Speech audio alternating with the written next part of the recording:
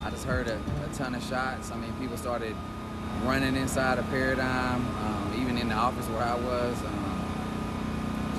mean, I can't even count how many shots it was, but it was quite a few people running. I mean, unfortunately, people laid out on the sidewalk. People trying to resuscitate. Breaking first at 5, chaos in Alabama's capital city. 2 people are dead and 12 others are injured after a mass shooting just before midnight last night in Montgomery. Good evening, I'm Megan Scarano. It was a violent weekend across Alabama, from Montgomery to Tuscaloosa to Pelham. We start first with the mass shooting overnight in Montgomery. A 17-year-old boy and a 43-year-old woman are now dead after a shootout between 2 groups. This happened about a mile from Alabama's state capitol. 5 victims have life-threatening injuries. The youngest victim was just 16 years old.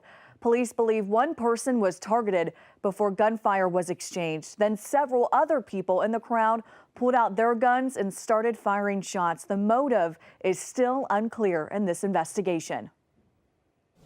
My personal opinion is this was very, very much preventable because individuals who pulled the trigger are responsible for this. They carried those weapons into this crowd. And at any time, they could have walked away from this or walked away from whatever was happening, but they did not. And a bullet, once fired, does not come back. Police say several weapons have been recovered. Montgomery Mayor Stephen Reed says this kind of violence is unacceptable. Stupid people do stupid stuff that costs people's lives. We're not going to keep doing that. If they're reckless and they're dangerous, they don't need to be on the streets.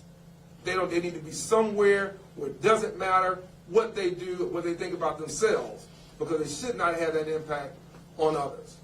And so whatever that cost is, so be it. Crime Stoppers Mayor Reed and Montgomery City Council President are now offering a combined $50,000 reward for any information that leads to an arrest. I mean, I was in the office when everything happened, but I just heard a ton of shots. I mean, people started running inside a Paradigm, even in the office where I was. I mean, I can't even count how many shots it was, but it was quite a few people running. I mean, unfortunately, people laid out on the sidewalk. People trying to resuscitate. This is not acceptable. This is not normal. And we will not rest until we put the people involved in jail. Thank you for coming here for the work you're doing to cover all the things that have been taking place in our city. I want to thank our City Council President, Cece Calhoun, Councilor Beard, Councilor Zemansky, County Commissioner Costanza, I see Sheriff Cunningham. Sorry about that, Sheriff, my contacts are, I thought that was you. But thank you for being here. That means a lot. I appreciate that. We want to thank everybody that's been helping us. Our partners with LEA, ATF, FBI, all of our federal partners, Capitol Police, everybody that's been involved. And certainly we want to thank the community for what they have been sharing with us and letting us know since these unfortunate circumstances. I just want to be very brief, and I'll turn it over to Chief Gray Boys, and we'll open up for any questions that you may have. Last night's incident was unfortunate, but it was certainly avoidable. It was an incident of bad judgment, selfish behavior, and one that truly put the lives of many, many innocent people in danger.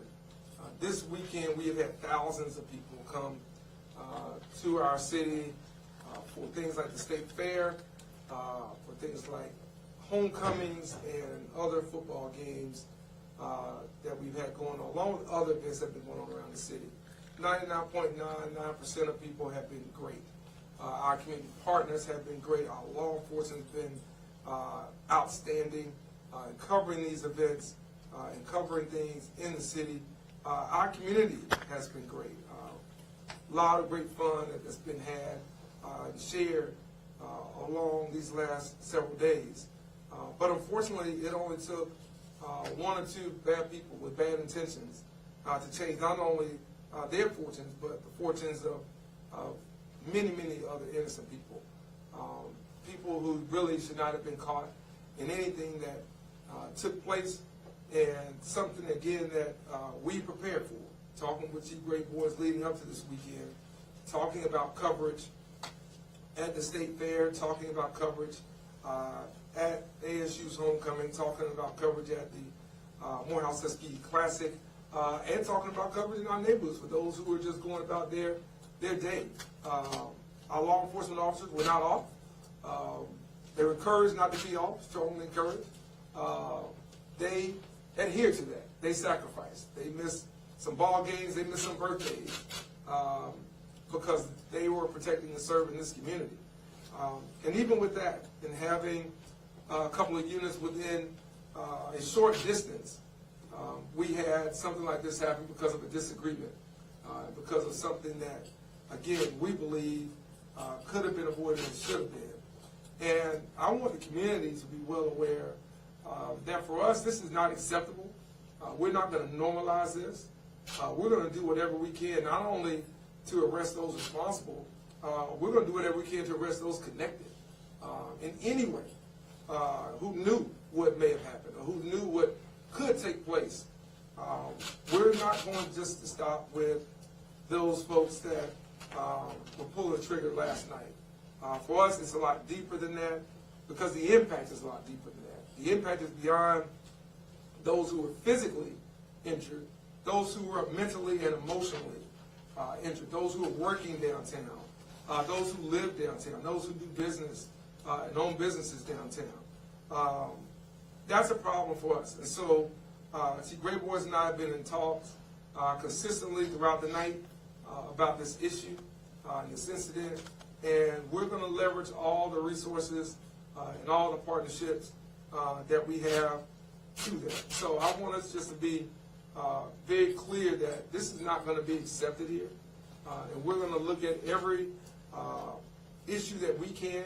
We'll look at every ordinance that we can talk to the city council about. If we find some bad actors there, we're going to talk to them about that and ask for their support, which they've already agreed to give.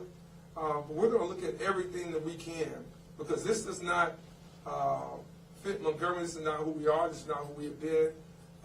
When you have all the events going on that we had this weekend, with a lot of celebration, a lot of economic impact, a lot of goodwill and support for charities, Kiwanis Club, so many other organizations that are doing good things, it is just, to me, very problematic that it only took one or two people a few seconds to do something very stupid and very dangerous that cost the lives of two people right now and may impact many, many others moving forward. And with that, I just want to say to the families, we've been praying for you since we heard about this.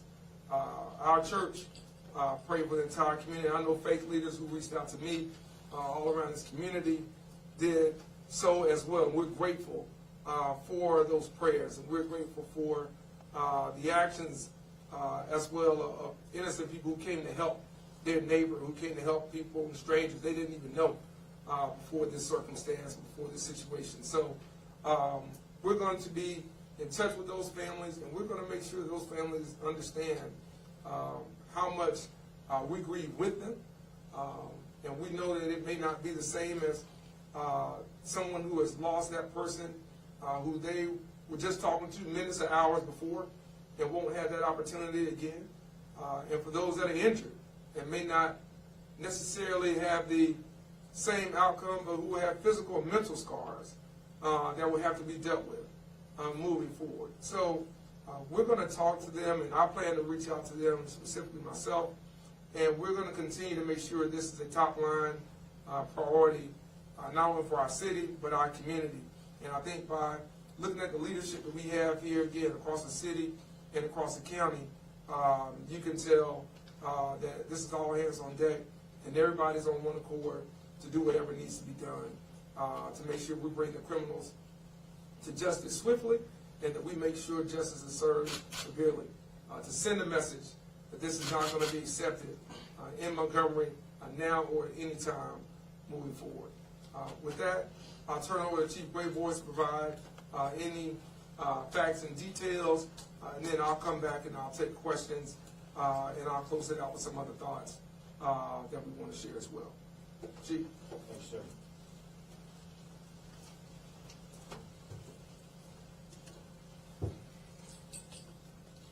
I'm collecting my thoughts right now because of how angry I am. So I'll ask your forbearance as some of that might show through.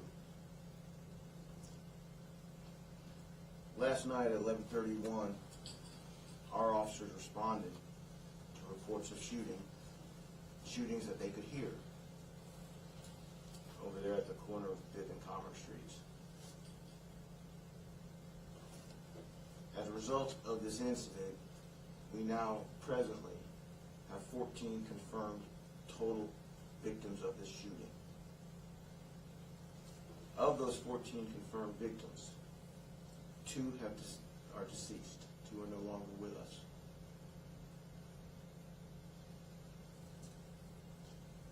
17-year-old Jeremiah Morris is unfortunately no longer with us.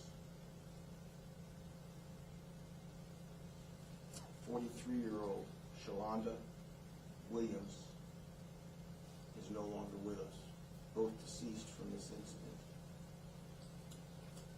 And of course, as I stated, there was 14 total victims. These 2 were among them.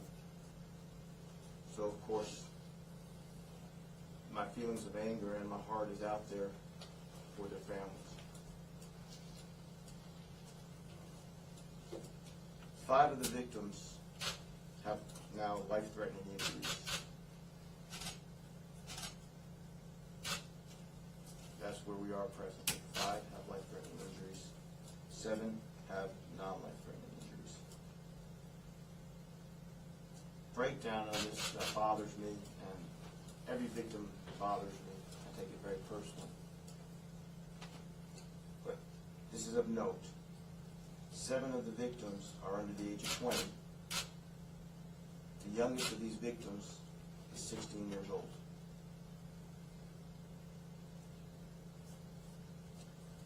We know there are multiple calibers of ammunition used in this incident. We recovered multiple shell casings from multiple different weapons. We also recovered multiple weapons from the scene of this incident. We know that at least 2 of the victims, 2 of these 14 people, were armed in this incident.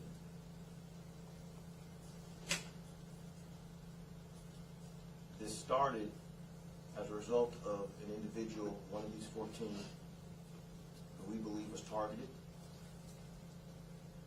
in which basically an exchange of gunfire erupted.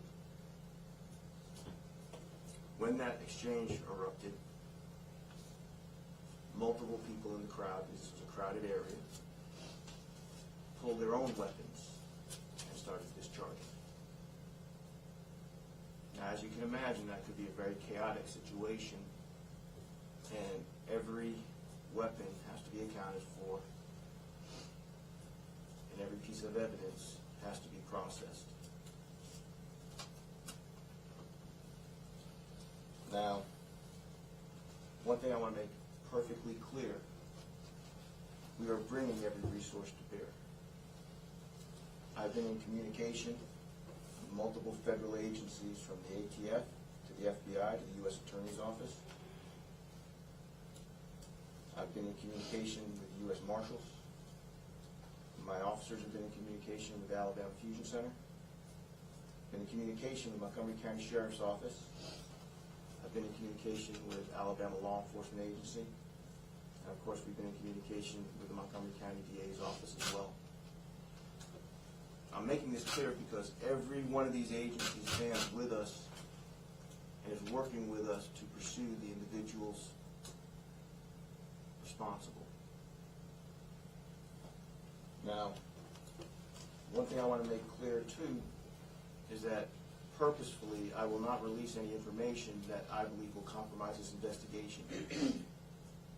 So when we do open it up, I will answer questions as well as I can, but I want people to understand this investigation we are laser focused on, and we are not going to let anything distract us from going after the individuals responsible. I've been in communication with Crime Stoppers, and one thing I want people to be aware of, if anybody has any information, you have a responsibility for this community and to help the people in this community to give that information to us. And I would ask people to call Crime Stoppers at 215-STOP. That's an area code 334. The number actually is 215-7867. They are offering a $5,000 reward to any information that leads to an arrest in this case. Now, we have been questioning multiple individuals in relation to this case as we piece this together, because we really have to reconstruct it to know exactly what took place and to make sure that appropriate charges are brought when we make the charges. But I cannot emphasize enough that we will pursue every avenue available to us, and we're doing it unsenselessly. Never ceasing. All of us have been up for hours and hours and hours, and I will tell you, we are not going to stop until we get this case solved.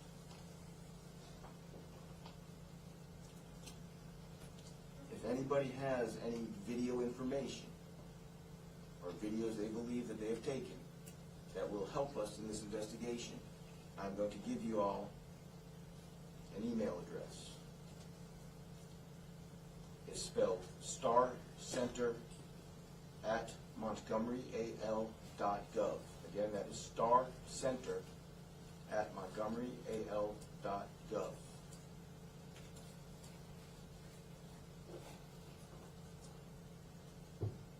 My personal opinion is this was very, very much preventable, because individuals who pulled the trigger are responsible for this. They carried those weapons into this crowd, and at any time they could have walked away from this or walked away from whatever was happening, but they did not. And a bullet, once fired, does not come back. Montgomery's a good town, full of fighters, full of good people. We will not tolerate this. And I'll guarantee you that. Thank you.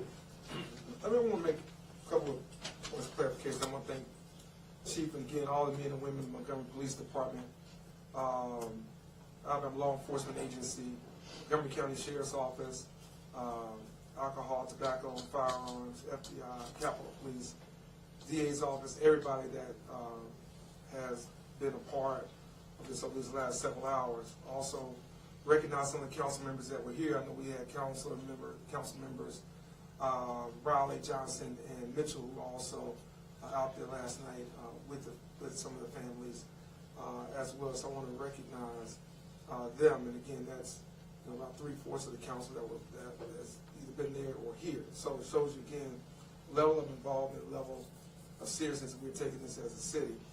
But I do want to make a couple of points of clarification I've seen in some early reporting. This was in no way related to the events that were happening in the city. It was not related to Alabama State University's homecoming. I went to Alabama State University's homecoming. Had an opportunity to meet with community members, leaders, alumni, fans, as well as the president and his staff, and board of trustee leaders. Great event, fantastic for the city, and again, very few problems were had there. This was not connected in any way to the Morehouse Tuskegee Classic. Again, had the opportunity to talk with community leaders, the president, both institutions, corporate leaders, Walmart and others. Great event, great crowd, really, really great feedback, seeing people of all ages come out to witness what has been a big weekend planned in our city for several weeks. So I want to be clear that where this happened was not a sanctioned party or gathering by any of those entities, be it the HBCU Classic Weekend, or Alabama State University's homecoming, or Morehouse Tuskegee's homecoming whatsoever.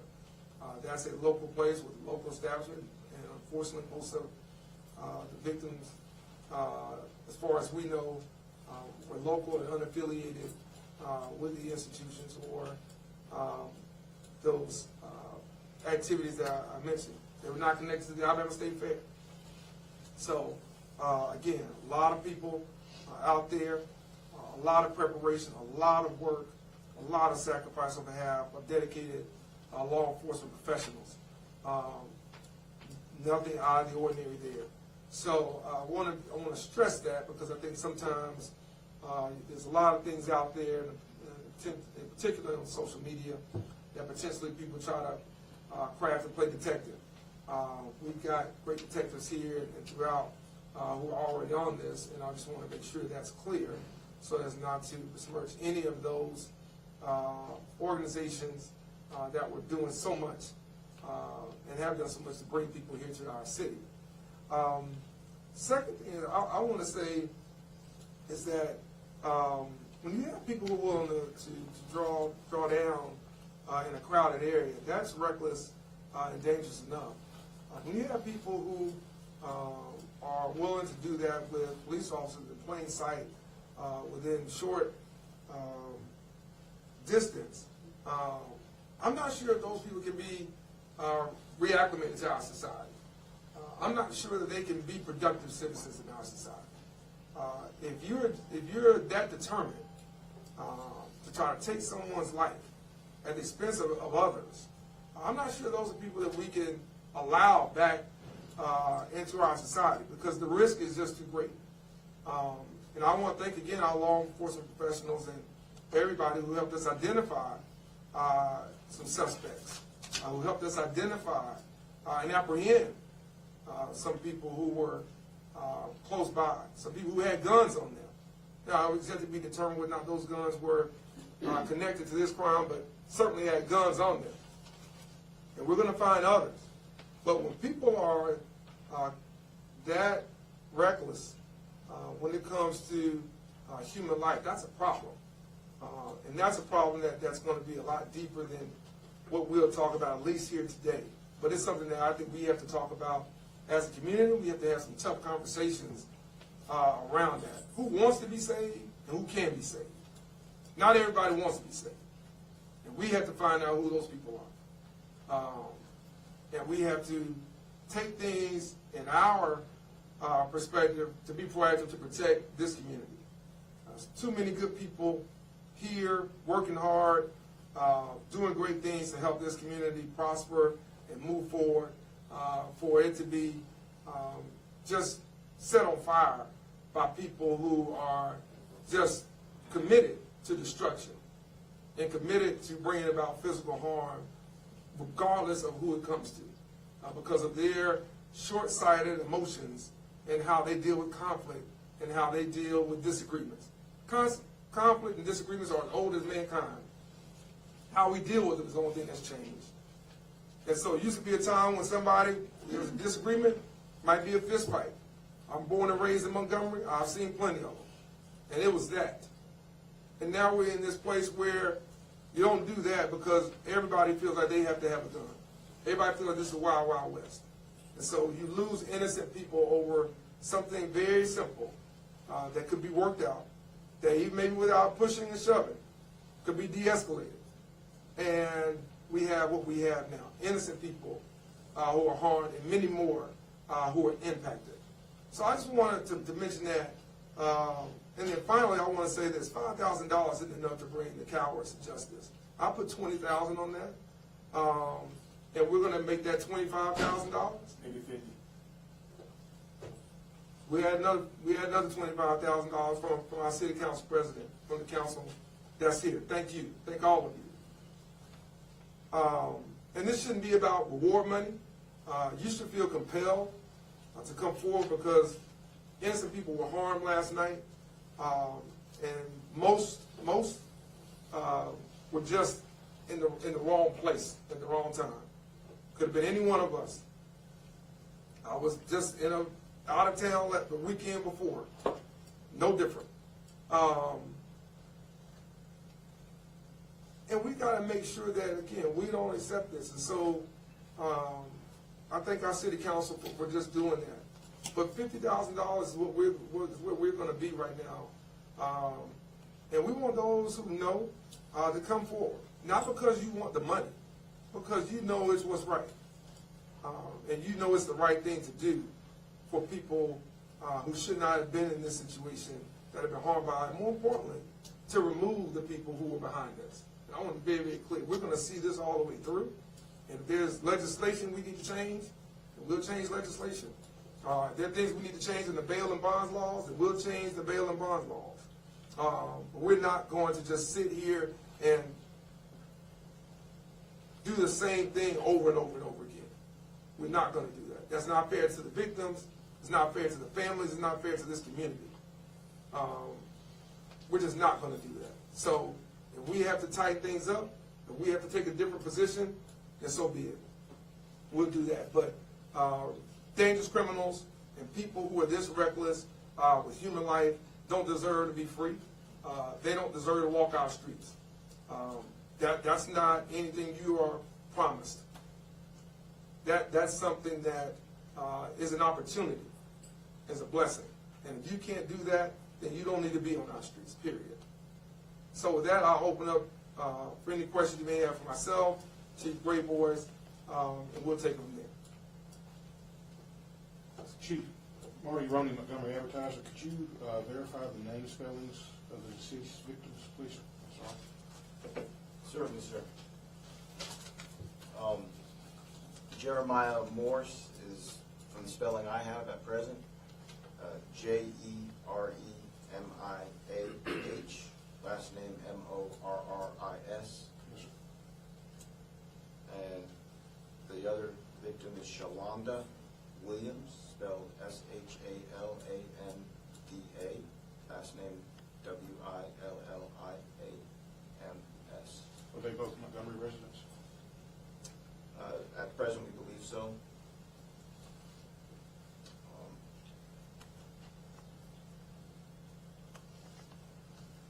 All right. Any other questions? Do we have any indication of what led to the initial altercation? At present, we know, like I stated earlier, one individual got targeted, and then an exchange of gunfire took place. We are still investigating, you could state, the motives and the reasons behind some of that. We do have leads coming in, though, that are helping us shape that, but I can't say further than that, because like I stated before, I'm not going to compromise anything, because this is going to be a very complex investigation with multiple suspects when we finish it up. How many officers were working in the downtown area last night? I would have to refer to my worksheets, but I know that we had at least 5 within close proximity to this case. When you say close proximity, I mean 50 feet? I'm talking within, like, running distance. Okay, but like I stated, I would have to check if you wanted an exact number, but I can talk about the folks who responded to it and how fast they did, and they were very fast on that. When the mayor said that there was an officer not 50 feet away, he was right.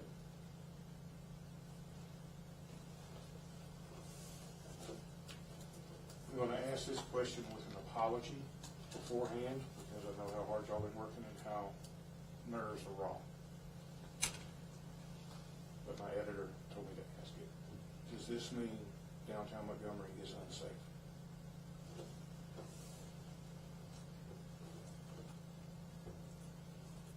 Can I answer that first? You can shut off. Let me say this. You know, I think when you get in a car accident, you say driving is unsafe. You know, I don't think that downtown Montgomery is unsafe. Let me be very clear about that. I think we have some reckless and careless people who did something very stupid last night that cost 2 people their lives and multiple people impacts on their lives from now until. I think the investment in technology that we have increased just over the last several months has proved beneficial.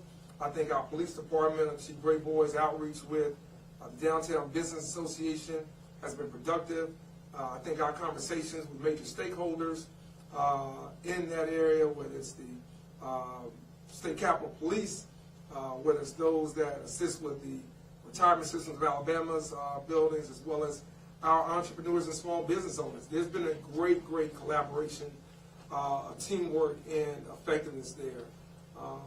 The fact that we are having discussions right now at our city council about investing hundreds of millions of dollars to further grow downtown through tourism and things that benefit our city overall, I think is an indication that we believe downtown is safe. And again, I'll go back to what I said before. You had thousands of people who were downtown. We had the investiture of Dr. Anthony Lee over at Huntington on Friday. I mean, just a great, I mean, you couldn't really ask to me for a better weekend weather and activity involved to see people from all around coming through our city and coming through these spaces for different reasons at different times.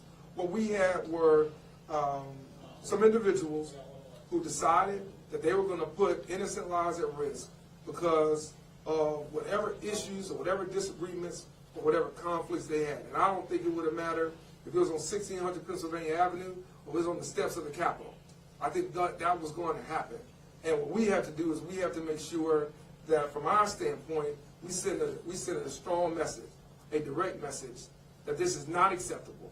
And if you do it in our city, you're going to pay a heavy price. And you're going to pay a heavy price, and the public's going to be aware of it. And if it means making sure that there's a public example made of the people that are behind this, so be it. You just heard the city council match what we just said as it relates to this reward. This should not be about that, as I said a second ago. But if that's what it takes to bring these people to justice, if it takes, again, us advocating to our judges, it takes advocating to our legislature about some laws that need to be changed about repeat violent offenders, even if it's just in Montgomery County, then we'll do whatever we have to do. So I don't think that's an indication on downtown. I think it's an indication on the individuals who are responsible for this. This is not about the location. This is about the people involved. And this is about the recklessness and the decisions they made that have impacted many, many other people beyond themselves. And they have to be held accountable for that. And we're going to do everything in our power to make sure they're held accountable to it and to make sure other people understand just what that accountability costs. All right? Because if you take 2 lives here and you impact as many as they have, again, it wouldn't matter if it was around the corner from my house. The same thing should apply. That you ought to have a level of respect and dignity for human life. That's what being in a civilized society demands. And if you can't be in a civilized society, you don't need to be on our streets, period. And so this is not about downtown. It's about the individuals combined. Chief Gray Boys and I talked about technology from drones to cameras leading up to this. And again, by and large, across the board, our partners in law enforcement, our community has responded very, very well. Couldn't be more proud of how this community embraced everything that was going on here, all at one time. Men and women in Montgomery Police Department, outstanding job. All of our partners in law enforcement, outstanding.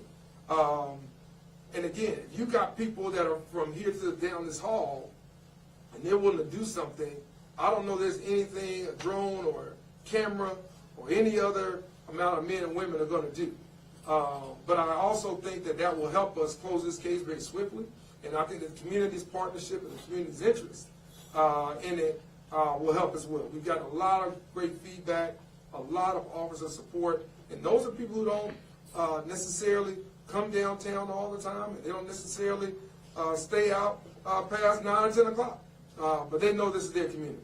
And they have pride in their community. They want to make sure that we don't let some people disrupt and destroy some of the things that too many people have put a lot of time and effort and energy in doing. So I want to respond to that question because, again, I think it's very, very important for us to understand when we partner with our city, when we partner with our county, and our business owners and our faith leaders and grassroots leaders here, it's to serve everybody. wherever part of town that may be. And unfortunately, sometimes people with bad intentions tend to go where innocent people are. But they have to pay a price. They have to pay a heavy price. And they have to pay it swiftly. And we need to make sure that they do that, whatever the cost. And if $50,000 doesn't get it, we'll go out and we'll get some more. But we're going to find the people who are behind this, and I promise you, there will be some changes. There will be some changes because this is going to be an example for some people. We're not going to keep coming back here, having these press conferences, because stupid people do stupid stuff that costs people's lives. We're not going to keep doing that. If they're reckless and they're dangerous, they don't need to be on the streets. They need to be somewhere where it doesn't matter what they do, what they think about themselves, because they should not have that impact on others. And so whatever that cost is, so be it. To follow up on that question, is it responsible for the city of Montgomery to continue to bring thousands of people in when, even though these weren't related, it wasn't related to anything, you still had a Ferris wheel right around the block from where this happened? Yeah. And we have low numbers of police officers. They're doing the best they can. I understand that. But 5 officers, you know, for an area that large, it seems like a low number. I mean, do we need to not bring events like this into the city until we have more officers? I'll let Chief get to the manpower issue. I'm not sure how many people are knowing down there on that shift at that time. But no, I think the city of Montgomery, we can walk and chew gum at the same time. We're a city that, you know, really has tremendous pride in what we do.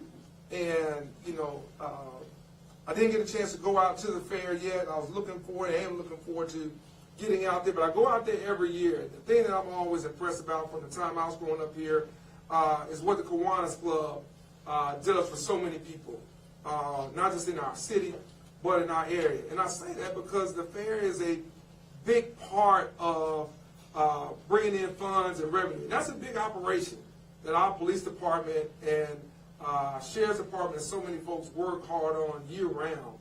And to have that along with Alabama State University's homecoming, to have that along with, you know, having dignitaries in town for Huntington College's presidential investiture, to have that along with the Morehouse Ski Classic is something that our men and women in law enforcement are trained to do. They are committed to do it. And I think for them and our partners, there's been a great amount of collaboration with our partners in law enforcement and also the community. We've had retired law enforcement officers point out things to me and tell me different things, and it's great. I've had people call and text me who are retired to talk about things they're seeing in their neighborhood, in their community, at an event. So we always have additional eyes and ears when we're doing things like this. And I think when you have the type of working relationship that's not transactional, that really is about working with Capitol Police, Alabama Law Enforcement Agency, that's also working with our federal partners, because we're in constant contact with them, I think it makes these type of events certainly not only possible moving forward, but I think it encourages us. The fact that, you know, again, I know that the number you mentioned that you brought up before, you know, these are people who, listen, this could have been much worse. These are people who have no regard for how many law enforcement officers we have. They're that type of individual. And I think for us to have the sheriff of our county here, to have our police chief here, again, it shows a collaboration. It shows the working relationship that we have, that doesn't matter about jurisdictional roles. To have our city council, our county commission partners here, it doesn't matter. We all live here. We all want to see this community thrive, whether it's a concert or whether it's a race on the river, whether it's a 5K for charity. It doesn't matter. We want to see those things take place, and I feel very confident and felt confident going in to this weekend that we were more than prepared and that we were ready to handle just about anything that would come up. And Chief and I probably talked several times throughout the week, several times on Friday, and then a couple more times even yesterday, about just kind of where things were. And I want to say this. The act of one or two individuals, kind of back to your point, doesn't cloud the entire community. Community has been great. Community has been helpful, has been outgoing, very, very supportive across this city. And we commend them for that, and they have responded.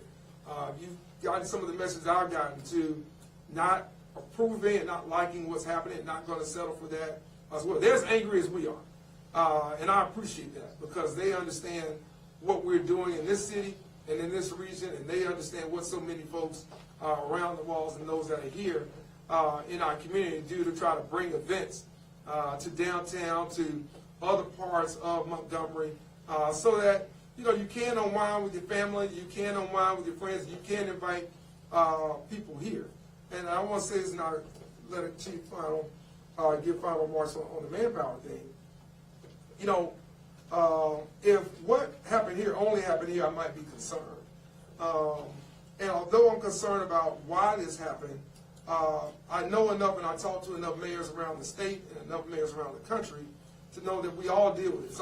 It's our worst nightmare, probably, short of a law enforcement officer or a first responder having something serious happen to them. No one wants to have the term mass shooting affiliated with their community. And we all talk about that consistently, about how you prepare, how you plan, and then how do you respond. And I think the fact that we put so much time, effort, and energy in that not only helped us within 2 hours corral some people who they don't have some ties to this. They have some ties to something bad that happened. I can promise you that. They're not just innocent bystanders.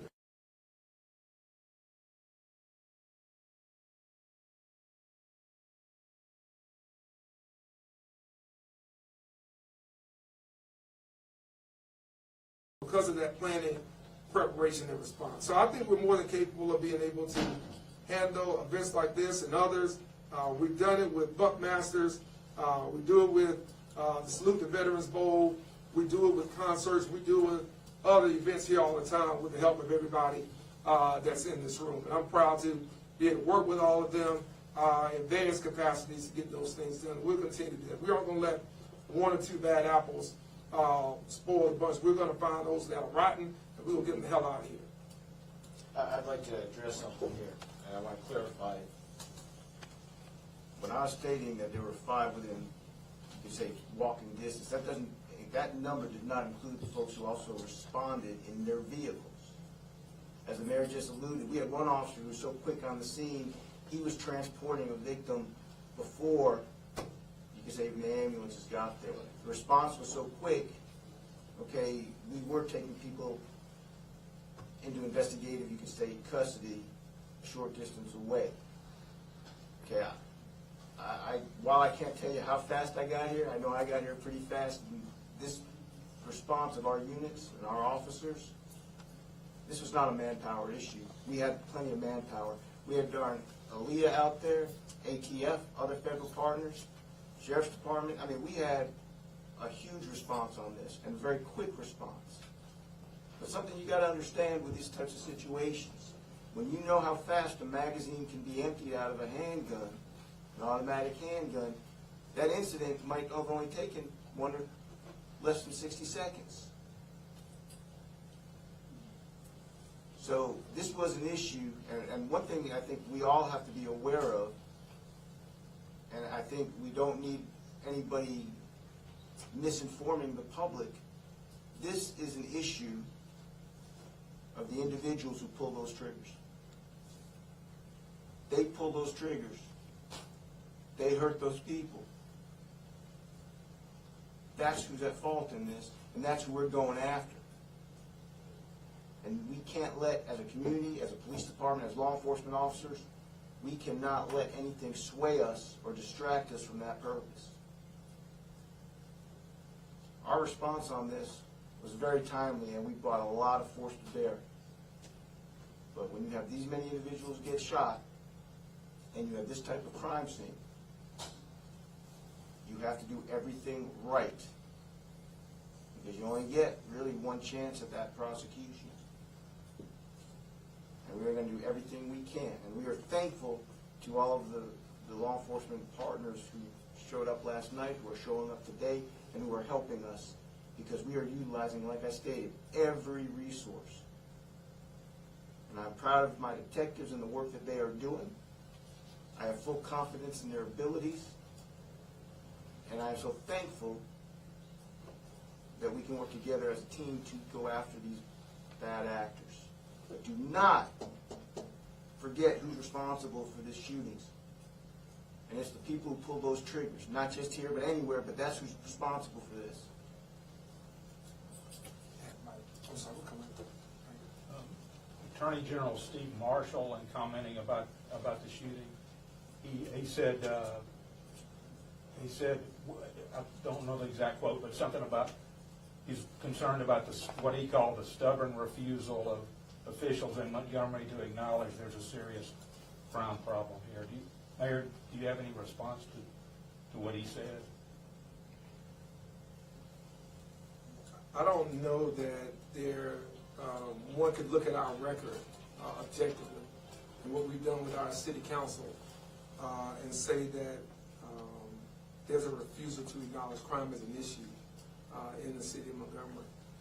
I don't know a major city in the state, and I work with all the mayors in this state, that would say that crime is not an issue in their city. I think if you look at our budget, if you look at the amount of money that we have put into technology, that we have put into our first responders, that we have put into recruiting and retaining the very best and brightest in law enforcement, the type of people that we bring in, casting wide net, bringing back part-time officers, really acclimated to Chief Greatboard's suggestions about addressing issues around manpower, talking to our sheriff about great ideas he has about cadet programs, getting people in that pipeline early, working with our community violence intervention program, funding the Office of Violence Prevention with the council's approval, working with our nonprofit leaders, faith leaders, grassroots leaders. I don't know how one could really make that statement and see what we have been doing here over the last 6 years. I think it's very easy to sit back while you're watching college football and talk about something you don't know about. If the Attorney General ever wants to talk to me about what we've been doing, I'd be more than happy to sit with him. I'll go to him to tell him exactly what we've been doing. But I don't need anybody lecturing me about crime. I've had a gun pointed in my face, and I'll never forget. And I wasn't the mayor then. And these people last night won't ever forget what happened to them. And so, you know, I don't need that type of sideline commentary from the state's top law enforcement official. I need solutions. If he's willing to offer some solutions around bail and bond reform, I'm open. We've been talking about that for several years. He's willing to offer some solutions around issues around permitless carry, I'm open. We've been talking about that for several years. So, you know, we've done more than our part. We have engaged community partners that has helped us lower crime in this city. You know, over 26, 27%. And we want that number to be 100%. We're not complacent with that. We're not stubborn to the facts that people handle disagreements very poorly, which resulted in why we're here today. But to say that there's been a refusal is just a lack of awareness, lack of information or education. But I'd be more than happy to talk with him or his staff about what we've been doing and to talk about ways that we can collaborate, not only to make Montgomery safer, but to make the state of Alabama safer. Come right here. I'm sorry. Yes, ma'am. We spoke about the police force's new drones at a press conference recently, and we saw them up in the air last night. How are they assisting specifically in this case? Drones can be utilized so many ways, not only just for visualizing or chasing suspects if you're in a hot pursuit. They can also be utilized to map areas, and when you map areas, it helps you better locate evidence. As I stated before, we are in the process of reconstructing everything, because that is what's going to lead us to a successful prosecution. So drones are utilized in so many different ways that we were really glad to be utilizing them last night. In fact, the ones you saw were being utilized by our allies at Aaliyah, because they had specialized things that they could do with us. So that's what I'm saying. We are working hand in hand with all of the other law enforcement agencies. So we are definitely going to utilize every resource we have on this. So thank you for your question. Are you able to share what types of weapons were used? I know you said there were many. While I can't give you the specifics on that, I will state that the weapons all had magazine capacities. Some of them had very high capacities. When we are better able to release information that won't compromise the case, then I'll be more than happy to revisit that question. You were talking about the preparations beforehand and that you really tried to plan out. You knew there were a lot of people coming in the city. Can you go into that in a little bit more detail? I mean, were the officers required to, work instead of being off, or was there overtime? Did the sheriff's department come in and help in certain areas? What did that look like, the prevention?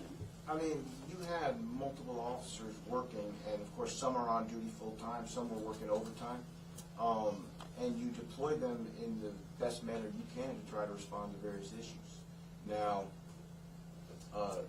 without trying to pull out any type of manuals, I will tell you that we had multiple officers, not only downtown, but we had multiple officers at the fair, and we also had multiple officers at the Crampton Bowl for the events we had going there. But we had enough officers to work. And that's part of police work. That's what we do. We are here to protect people. And so when we have events, we're going to make sure that we have the officers we need. We use both on duty, off duty. And at the same time, we're also making sure that we have officers who are out roaming the streets to answer calls and do all of those. So when we were responding with folks who were working downtown, that's on top of the officers who just regularly patrol that area. So we had multiple officers to respond to that. And like I stated, our law enforcement colleagues were also responding to assist us in this particular incident. Can you just give us the current homicide number, too? Current homicide after last night is at 52 for this year. And how many death investigations? I don't have the death investigations numbers with me, but death investigations are they are a term that literally encompasses everything from a suicide to an overdose to a SIDS. I mean, those, a death investigation, if somebody dies at an age that we think is a little bit odd, then it becomes a death investigation. If we have somebody who dies from an accidental either overdose or an accidental handling of their weapon or something like that, because that does happen, then it becomes a death investigation. So to give you those exact numbers, I would have to go to get them, but you need to understand, those numbers are a huge category that includes a lot of issues and a lot of incidents you can state. But one thing they do not include is the terms that go directly to homicide, which is the violent taking of intentional taking of life from the individual.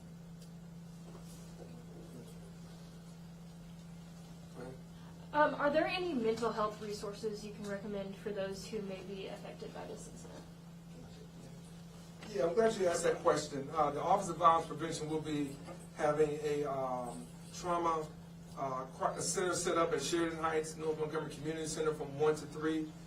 That's in Counselor Marche Johnson's district in North Montgomery. And upon talking to them, we also talked about extending and funding the trauma support that will be needed beyond that. So the Office of Violence Prevention will have that today from 1 to 4 in Sheridan Heights for those impacted by this. But we will be extending funding for mental health professionals to assist in this very role. And that includes obviously people who were directly impacted, but those who may have been indirectly impacted, and our men and women in uniform as well. Chief, I didn't realize we got individuals that we were questioning. Do you have any suspect descriptions you can give out? At present, we're not giving out a suspect description because We are basically dealing with everything we have here. We are going over multiple videos. We are going over a whole bunch of information right now that we're collating and working with our partners. And that at present is all I'm going to say, because like I stated, we are not going to compromise this investigation. I know you said multiple people pull weapons. Can you say how many of the people who were, the 14 who were shot, were bystanders? I'm not going to break that down yet, because as we review all of our evidence and as we review all the video, now just so you have an idea, I mean, the amount of video camera coverage downtown is immense. And we are pulling all of that, and we're going over with a fine-tooth comb. And that's just one portion of the video that we're going over. If you noticed earlier, I gave out the address of Star Center at montgomeryal.gov, because we are also getting video footage from various individuals who were out there last night. We're also basically working with our partners to scour the internet for people who've posted and put things on there. So I mean, there's all sorts of things that we are doing, and there's a lot of information that we are having to collate. When you have an event with 14 total casualties like this, you have a lot of information to go over, and sometimes it takes a lot of effort, manpower, and sometimes time to get it all put together so you can make the proper charges against the proper people. You say casualties, victims, right? Yes, it's 14 victims. Yes, and I think this is going to be our last two that we'll wrap up. I think I saw your hand. Yes, I just didn't know if this point number though. So nationally, there have been cities where the president has wanted to bring the National Guard in. Is this a case? Do you feel like that this would be warranted because of the situations that keep coming up in the city? Well, I don't think we've had situations that keep coming up in the city. Again, I said our crime is down across the board. When you look at our overall numbers, we want to continue to see the homicide number reduced. That's the one that the chief and I probably go back and forth on day in and day out. As we were talking about last night in the middle of the street, you know, how do you prevent these homicides when so many of them, obviously not in this case, are issues where people know one another, have some interactions with one another. Our men and women and our community members are doing a great job at helping us with conflict resolution and de-escalation of issues. I hate to say this, but we probably talk about this issue more than any other. I mean, it probably dominates the conversations that we have as elected officials. I mean, probably more than schools, healthcare, jobs. I mean, you know, we're talking paving roads. I mean, we're talking about this all of the time. So, you know, I think for us, you know, it's important to recognize that the stats aren't just the stats when we want them to be. The stats are, the data is the data. And the data says that our numbers are going down, our non-fatal shootings have been going down, our robberies and Part 1 crimes going down. So overall, we've been doing well as a community. I think that's very, very important to clear up. I don't just pick and choose the numbers that I like. I'm an analytical person. I want whatever the numbers say they are, good, bad, and different. But the homicide numbers are troubling because we have not seen, probably since the second quarter, that type of reduction that we've been seeing across the board. But then when you drill down into the circumstances after the arrest, you start getting some of the preliminary evidence, the stories start to change. The stories start to kind of become a little bit clearer and why things happen. Justifiable? No, I don't think a homicide is ever justifiable. But you start to understand a little bit more that overwhelmingly more of these things, most of these things are not random. It's not like somebody trying to, you know, break in your car or whatever to steal your phone. And we've seen those numbers go down. So our men and women in Montgomery Police Department are doing a fantastic job. Again, working along with the sheriff and all of our partners, sheriff's department and all of our partners in doing this. Our citizens are doing a great job with their Ring doorbells and other video that they have from their homes helps us tremendously. People giving us tips in the neighborhood. helps us tremendously. And they've been active. Our neighborhood associations, helpful. Really, really across the board. So I think it's important not to conflate the two. As it relates to, conversations about militarizing our streets, I'm firmly against that 100%. That's not the place for our National Guard. We have men and women, who serve in that National Guard, who work with the city, work at the city. That's not the place for it. The place is with local law enforcement who understand what to do and when to do it and how to do it. And we believe that obviously what we've been doing has been working. There's certainly more work to do. That's why we invested more money in this recent budget for increased technology, for other crime initiatives. You saw downtown we had barricades and other things. That's a change. We're adapting to where we are right now. Whether somebody who wants to get on the sidewalk as a lone wolf and drive down the sidewalk and try to kill people there, or if it's somebody who wants to pull a gun in a crowded area, we're adapting and trying to be preventative in what we do. But I don't think the answer to our challenges is a National Guard. I don't think that's the best use of our federal manpower, of those men and women who serve in the National Guard, who we respect a lot and we've worked with quite a bit with the city of Montgomery. I think our law enforcement professionals can handle that, along with our community leaders and other initiatives we have going that are already showing progress in that area. So I think those things are very important to distinguish between what perception may be out there and what narrative some may want to drive versus what the data shows, and then how we deal with things as it relates to making our city safer and making it better for each and every person who lives and works and visits here. I think I saw one other question that I'll let you all get back to. The 12 injured, is it just 12 people with a gunshot wound, or does that also encapsulate the people who were injured, in the chaos that ensued afterwards? The 14 confirmed people who were shot Okay. were shot. Okay. Now, as I broke down earlier, we have 2 who are deceased, and we have 12 who are injured. Who, of course, some with life-threatening and some with non-life-threatening injuries. All right. Listen, thank you all so much for your time and your work on this. We'll continue to keep you updated. Please let us know.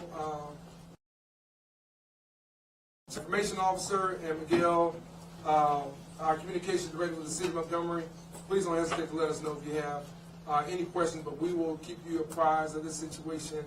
And we want to make sure we do that on the public, so please be sure we don't come right back with a formal news conference. Check out social media. We'll be pushing out as much information as we can so that people can separate fact from fiction, and they'll know exactly what's going on as we know it. And finally, I just want to say this. As the mayor of this city, I want to give my prayers to those victims and their families.